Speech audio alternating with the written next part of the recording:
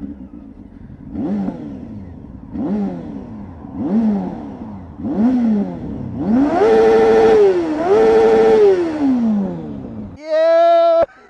Fucking hell. Same road, same wind, different bike. Look at this. So this is the first ride, even though it's actually not a first ride. I've ridden it for the past day. I rode all day yesterday, so I'm a little used to it. I actually did do a first ride, but it was shit, so I just said fuck it, I'll do another one. So this is the first ride of a 2001 Honda Varadero 1000. A big fucking V-twin, that's what it is. This thing, it actually is a bit of a beast, and the main reason why I didn't put up the other video is because I didn't say much, because this bike surprised the shit out of me. Oh, the engine braking on this is lovely. This bike needs an aftermarket exhaust.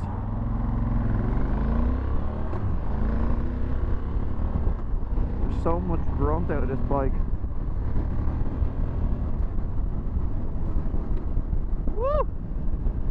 So yeah guys, this is a lot different to what I'm used to, and I know the footage looks weird because of the big fucking screen, so I'm gonna kind of try sit back ever so slightly, because when I'm up forward the screen kind of takes up the whole shot and it's a little bit off, but I'm gonna fucking fill up with petrol this morning as well. That should be interesting. But yeah, this is a 1000 Varadero, the biggest CC Varadero they do a little 125 Varadero, which is a crock of shite. I've ridden one and it was actually the worst experience of my life, but this is savage. So I put the specs up on the screen. It's a big heavy beast with a load of torque, but you know, it doesn't have a lot of power. I think I'm right in saying that this is a Firestorm engine in this.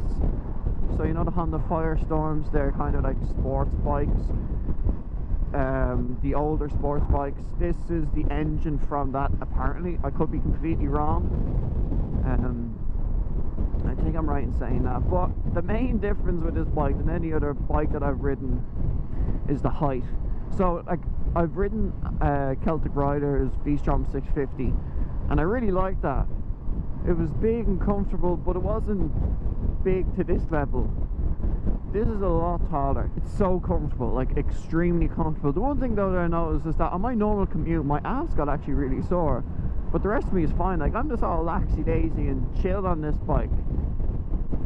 There's like no vibrations at all, there's no movement. Like, this thing is just, it's solid. It is so solid. Now, and as I said, this is 2001 and there's 60 something thousand miles on this bike, so there's a lot of miles on this bike, but you cannot feel it. It shows its age. Oh, you fucking arsehole.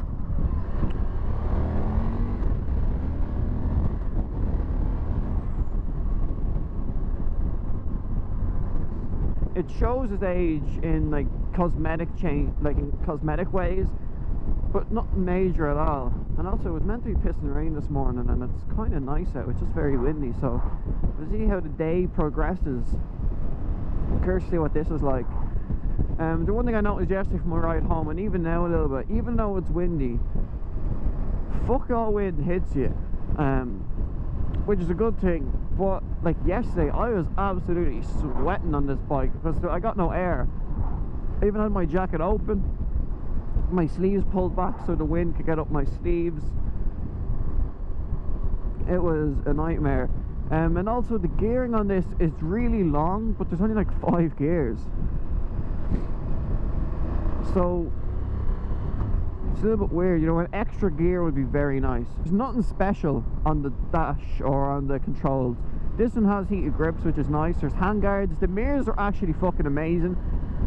I never ever thought I'd say that over mirrors, but they are really good. Like, I can see everything in them, and I only had to adjust the left one slightly. But these are the way mirrors should be, and I think it's just because it's so tall. Like, I can see the back box, and every time I see the back box I think it's a fucking car. But on the dash you have your normal lights and nothing really. You've indicators, high beam, fuel. Yeah, it's the one thing. So this is my dad's bike.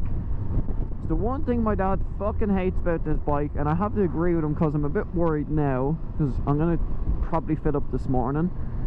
There's no fuel gauge on this bike. Now this bike is designed for touring. It's a touring bike. Why would you not put a fuel gauge on a touring bike? They have a fuel light,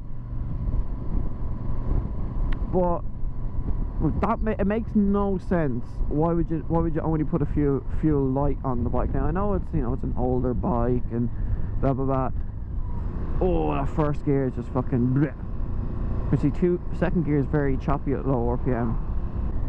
Oh, that fucking click up into second is horrible. It's really bad. But yeah, there's no fuel gauge. I don't know what the fueling is going to be like. I've done 140 kilometers so far, and I've looked in the tank, and the tank looks fucking empty. So I don't know if this is the way it's designed, if it's all down the side. I might risk it and just go to college and see how much longer I get out of it, and fill up on the way home maybe. Or I might just fill up now while it's not raining, because it is meant to rain. The one thing that's very weird on this bike is the high beam switch. So I don't really want to be staring at it now, but like, it's an actual like toggle switch. It's not like a flick switch, you know, you flick up for high beam, down for low beam. It's a fucking little button. It's very weird. It put me off when I first seen it, because I was like, what the fuck? Yeah, it's really weird. It's something you have to get used to. Because I was flicking the light switch. So there's a light switch here, so you can turn on like your side lights or your running lights, then your headlights, and then no lights, which I always found is a stupid idea. Turn the lights off on a bike. But like, other than that, the bike is very, very standard. The clutch in this is heavy, but I can only assume it's old. It is carbureted, and like the choke is here. Yeah, and then on this bike the windscreen is fucking massive, but I still wish it was like a shade taller, just because I get buffeted in the head so bad over it, just because it's just slightly bit too small. So I'm 5'11" on a good day. But I'm 5'10", 5'11", depends on what mood my body's in on the day. You know, I could also be like under 12 stone, or I can be over 12 stone.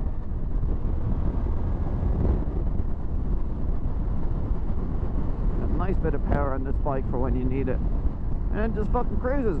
The bars on it are lovely and wide. You actually feel like, you know, you're in control of this bike, if that makes sense. You feel like you can do what you want with this bike.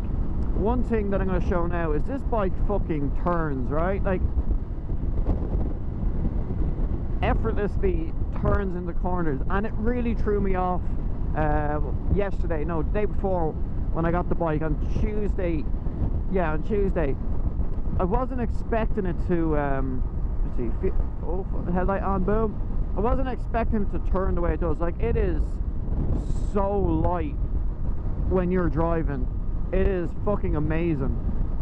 But this bike has crash bars, handguards, has full set of panniers, side panniers, and back boxes, and a back box, which I think at the time was a very expensive extra from Honda.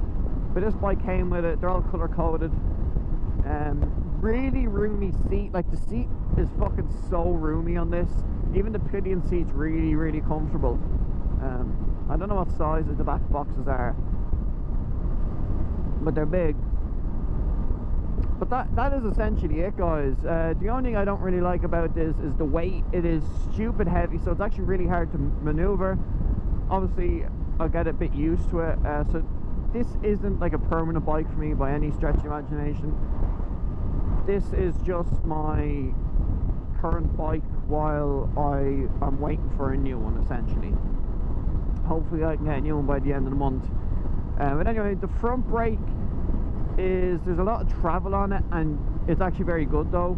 But there is a lot of travel. That could just be age related. You know, if it was new, I say it's completely different. The back brake is the same, a bit of travel, and then it goes on. The one thing I really like about this bike though is the sound.